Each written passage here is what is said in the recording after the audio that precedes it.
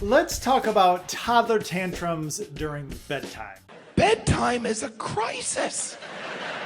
Like, why do toddlers just lose their mind and throw epic toddler tantrums during bedtime? They act like they've never been to sleep before. Bed? What's that? No, I don't want to do that. Oh, toddlers.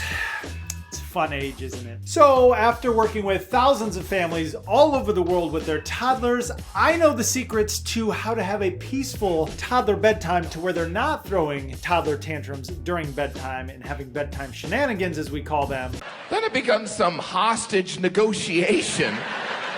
And in this video, I'm going to give you the surprising answer on how to fix bedtime shenanigans that has really nothing to do with what happens during bedtime. I'm also going to give you the 2 things that you need to do to make bedtime like a cinch, and it works like a charm. I don't want to roll the intro and you can't make me. Oh, really? The strongest influence in your child's life wins. Is that you? I'm Brad Zood, and this is Influencer Parenting.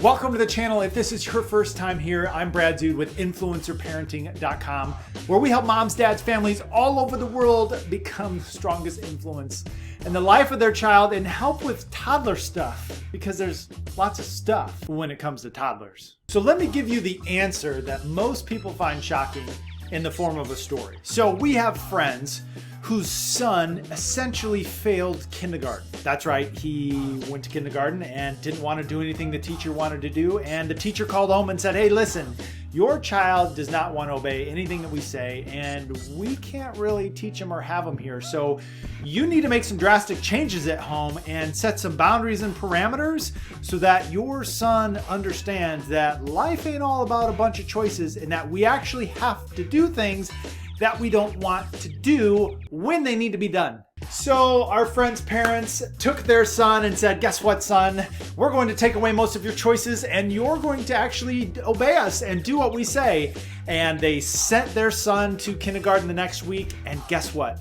They got a phone call from their teacher saying, yeah, what'd you do to your son? He's like an angel. He obeys everything we tell him to do now. Yeah, like he's a brand new kid. Like, how did you do it that fast? So let's back up for a second. Typically what happens is at bedtime, it's the first time during the whole entire day that parents are actually trying to make their children obey them and actually trying to follow through. Now, it may not seem like that's the case, but you have to ask yourself this important question. Is what my toddler doing right now my idea or his idea? And that will show you who's actually in control. So a lot of times when there's bedtime shenanigans going on, it's a representation of what happens throughout the whole entire day. So how do we fix that? We actually have to tighten up our boundaries and authority throughout the whole entire daytime. You have to look at it from a toddler perspective. All day long, they're probably making all their own choices and they think, I'm the authority. I am in complete control of this ship. And then you try to make them go to bed and they're like, yeah, that's not how this relationship works. So as we establish our authority throughout the whole entire daytime, bedtime becomes so much easier. It's not just another choice that the child has to make. And see, that's really the problem with parenting by logical choices, right? Is that even though it's a choice between 2 things you want them to do, the child still has a sensation that they're in control, which is definitely part of the problem, not part of the solution. We want to fix the problem by letting them know that they're actually not the authority and that they're not in control. Know what I'm saying? See what I mean? But I get it, right? Because parenting is hard work, and probably your toddler is not the only child in the house and like you're just so tired and frustrated. I just want them to go to bed and stay there.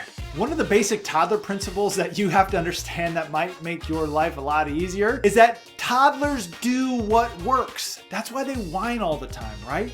Whining is like currency. It gets them what they want, and they know that if they whine hard enough, you may eventually give in to them. See, it's like this. When 2 wills collide, the stronger will absorbs the weaker will, and the stronger will overtakes the weaker will, and the stronger will wins. And here's the deal. Toddlers have really strong wills. And for us, it's the end of the day and we're tired and we just want this to be easy. So here are the 2 things that you need to do to make this go much, much smoother. Thing number 1, practice bedtime when it's not bedtime. Train your child in a time of non-conflict. Show him what you feel bedtime should go like and practice it sometime during the day when it's not bedtime, so you give them the understanding of what you want bedtime to look like. See, we take for granted that a toddler should just automatically know how to properly and smoothly go to bed like you and I do. It doesn't work that way. We have to show them and train them what we want to have happen, not just tell them what we don't want to have happen. Thing number 2, we actually have to have a consequence when we get bedtime shenanigans. The number 1 question we get inside of our private student mastermind group inside of our influencer parenting program, link in description, goes something like this. Brad, my child keeps getting out of bed at night.